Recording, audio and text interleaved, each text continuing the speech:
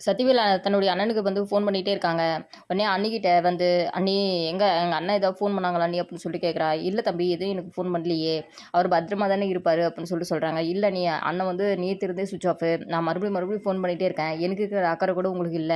அப்படின்னு சொல்லி சொல்றா. உடனே வந்து அண்ணிக்காரிங்க வந்து என்ன மனசுக்குள்ள நினைக்கிறாங்க, "அவங்க ஏன் நான் ஏன் கஷ்டப்பட போறேன்? அவங்க வந்து அவன் மருமகன் கூட தானே இருக்காங்க. நான் இதில சந்தோஷம் தானே பண்ணணும்." அப்படின்னு மாதிரி சொல்றாங்க. ஆனா சத்திவேல் வந்து நெறைய நெறைய டவுட் வந்துட்டே இருக்குது. "இல்ல எங்க அண்ணனுக்கு ஏதோ ஆயிடுச்சு. எங்க அண்ணாவ வந்து யாராவது கிட்னாப் பண்ணி வச்சிருக்காங்க அப்படின்னு சொல்றாங்க. உடனே அவங்க அம்மா வந்துட்டு, "அவன் என்ன சின்ன பையனாடா?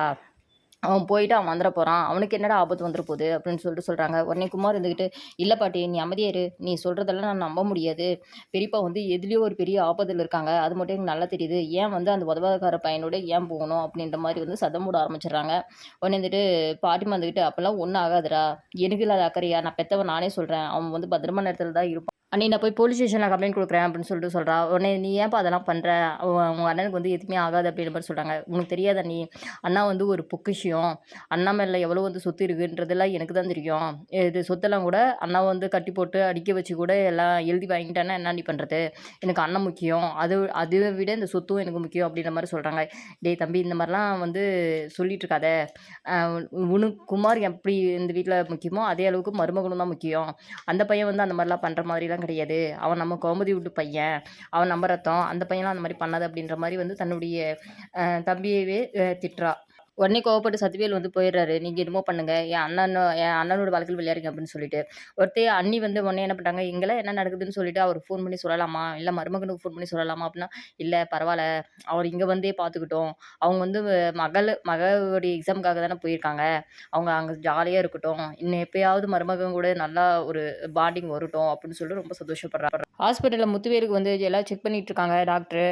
உடனே வந்துட்டு, "உங்களுக்கு பெயின் இருக்கா?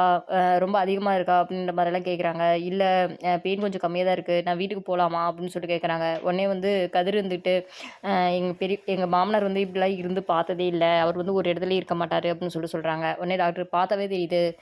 இவரு ஒரு இடத்துல இருக்க மாட்டாருன்ட்டு. ஆனா இன்னைக்கே நீங்க போய் ஆகணுமா?" அப்படின்னு சொல்லிட்டு கேட்குறாங்க. "ஆமாங்க டாக்டர். நான் வீட்டுக்கு கிளம்புறோம்.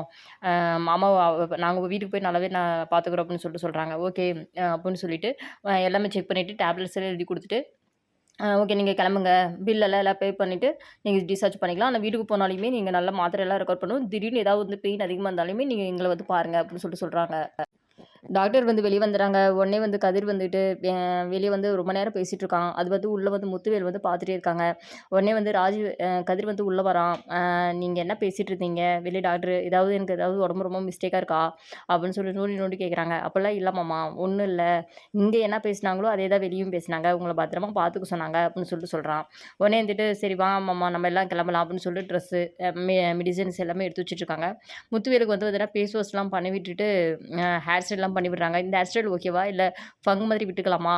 இல்ல லாங் ஹேர் வேணுமா?" அப்படின்னு சொல்லி டிஸ்கஸ் பண்ணி இது பண்றாங்க. "இப்பலாம் மாமாங்கிற மரியாதை கூட உனக்கு இல்ல. மாமா மேல இருக்கிற பயமே உனக்குலாம் போயிடுச்சு." அப்படின்னா, "உங்கள பார்த்தா பயமெல்லாம் இல்ல மாமா. எனக்கு சிரிப்பு சிரிப்பா வருது மாமா." அப்படின்ற மாரி சொல்றான். ஓகே அப்படின்னு சொல்லிட்டு காரெல்லாம் வர வச்சு வீட்டுக்கு போயிடுறாங்க. வீட்டுக்கு வரதுக்காட்டியும் வந்து பார்த்தீங்கன்னா, முத்துவேலுடைய தம்பி வந்து சக்திவேல் வந்து போலீஸ் ஸ்டேஷன்ல கம்ப்ளைண்ட் குடுத்துறாங்க. இந்த மாரி எங்க அண்ணன கூட்டிட்டு போய் என்னமோ பண்ணிட்டான்.